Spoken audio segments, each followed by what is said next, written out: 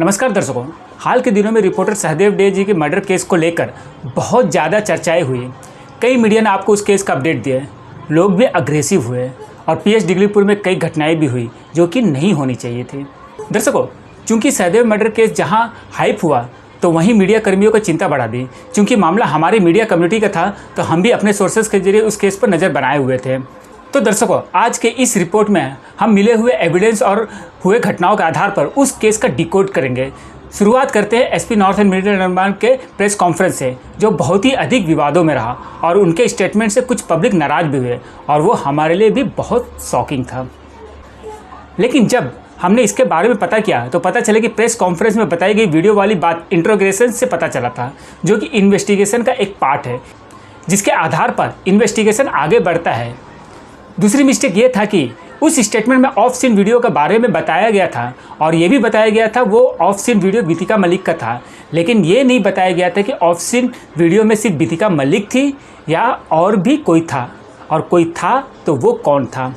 लेकिन दर्शकों, सब भड़के, लेकिन किसी ने ये नोट नहीं किया कि एक इंटरव्यू में सहदेव जी की पत्नी ने एक्सेप्ट किया कि उनके हस्बैंड ने फ़ोन के जरिए किसी वीडियो के रिलेटेड में किसी और से बात की है। मैंने इस केस में कोई वीडियो क्लिप का लिंकअप तो है। बीच में मैं एक बात बोलना चाहती हूँ कि ये जो वीडियो के बारे में बात कर रहे हैं ना, ये मेरे हस्बैंड एक बार घर में बात करते हुए, फोन में बात करते हुए मैंने खुद सुना कि कुछ लोग उस मतलब ऊपर वाले जो बड़े आदमी हैं वो लोग कुछ वीडियो ऐसा बनाते हैं और उसको दिखा के लड़की को ब्लैकमेल करते हैं। ये मैंने खुद सुना। तो ये हो सकता है कि वही कुछ वीडियो देव के पास सेंड किया होगा कि ये देखो ऐसा ऐसा हो रहा है करके, लेकिन ये कोई वो नहीं है कि वो उसके साथ उसका रिलेशन है। दर्शकों, बाद में हमारे पास एक वीडियो क्लिप आया जिसमें एसपी मैडम ने कहा कि बात इंट्रोगेशन और अब तक इन्वेस्टिगेशन से पता चला था।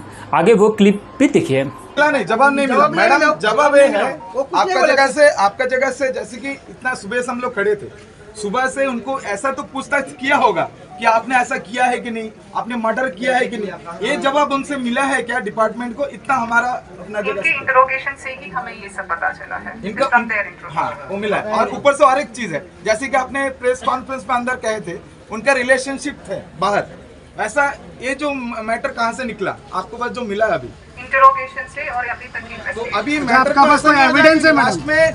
असल में जो मर्डर हुआ उसको लेकर के मुद्दा चेंज हो जा करके रिलेशनशिप में चला जाएगा, बाद में रिलेशनशिप में अटका पड़ा रहेगा।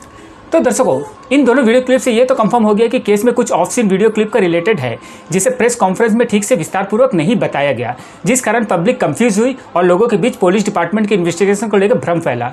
लेकिन वो सिर्फ एक भ्रम ही था। अब यहाँ सवाल ये है कि क्या पुलिस अपना काम ठीक से नहीं कर रही है? तो दर्शकों, केस से रिलेटेड अपडेट्स ये है कि 29 मार्च रात को सहदेव जी मिसिंग हुए।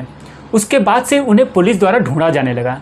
जहां फिश मार्केट और एनवाईके का वहां फर्स्ट 2 सीसीटीवी फुटेज मिला, फिर अन्य सीसीटीवी फुटेज और इन्वेस्टिगेशन से एनवाईके और डीबी ग्राम के वहां का क्राइम स्पॉट का पता कर लिया गया।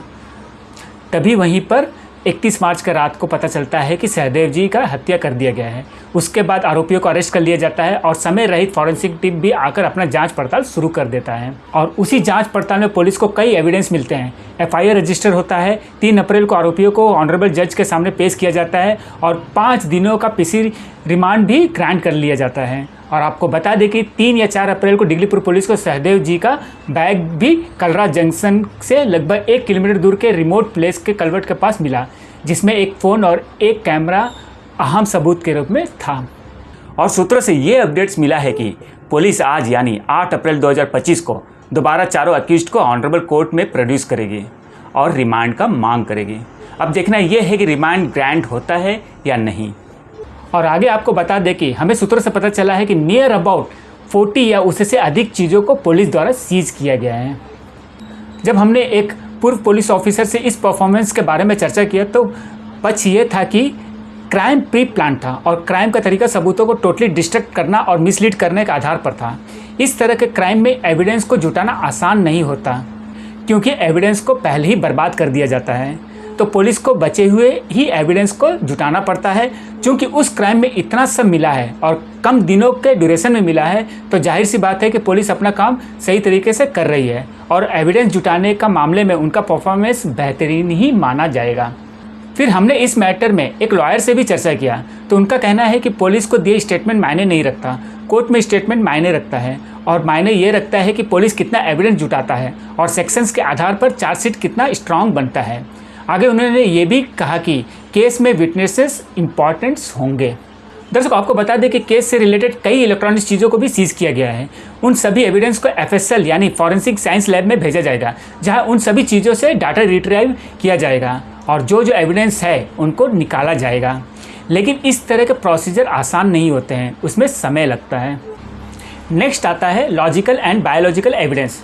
बायोलॉजिकल एविडेंस शायद पुलिस को कुछ हद तक मिला है, उनमें बॉडी पार्ट, बॉडी मार्क और अन्य चीज़ें आते हैं। लॉजिकल एविडेंस में शायद अभी वर्क चल रहा है, जिसमें घटना के समय विटनेसेस और आई विटनेसेस को जुटाना।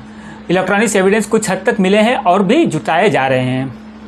लेकिन दर्शकों, ये भी सच है कि पुलिस स्टेशन डिगलीपुर के वहाँ हुए एग्रेसिव घटनाओं की वजह से इन्वेस्टिगेशन पर इम्पैक्ट पड़ा, और जिस इन्वेस्टिगेशन का रफ्तार और तेज़ होना चाहिए था वो उस समय थोड़ा धीमा पकड़ लिया। और हम बताते हैं कि वो कैसे। पुलिस को अपना पूरा सोर्स केस के इन्वेस्टिगेशन पर लगाना था, लेकिन जब पब्लिक अग्रेसिव हुई तो उनका फोकस पब्लिक को कंट्रोल करने में चला गया, और कंट्रोल करने के लिए उत्तर और मध्य अंडमान के कई थानों से पुलिस जवानों को बुलाना पड़ गया। लेकिन बाद में डिगलीपुर की जनता को ये बात समझ में आया और वो शांत हुए। अब हम आते हैं CBI डिमांड पर। दर्शकों, सिंपल सी बात है, चाहे मीडिया में हो या फिर पब्लिक के बीच CBI डिमांड का बयानबाजी करके कोई फ़ायदा नहीं, जब तक CBI डिमांड का ऑफिशियली इनिशिएट नहीं किया जाता। और हमें कोई फ़र्क नहीं पड़ता कि केस पुलिस सुलझाए या फिर CBI, लेकिन केस सुलझना ज़रूरी है और कल्प्रिट को सज़ा मिलना भी ज़रूरी है। और ये भी ज़रूरी है कि जो सब कल्प्रिट है उन्हें भी ढूंढकर बाहर निकाला जाए। इसके लिए इन्वेस्टिगेशन स्मूथली चलना बहुत ज़रूरी है। वो अलग मैटर है कि बाद में CBI या फिर SIT आकर उस इन्वेस्टिगेशन पुलिस टीम के साथ जुड़ जाए।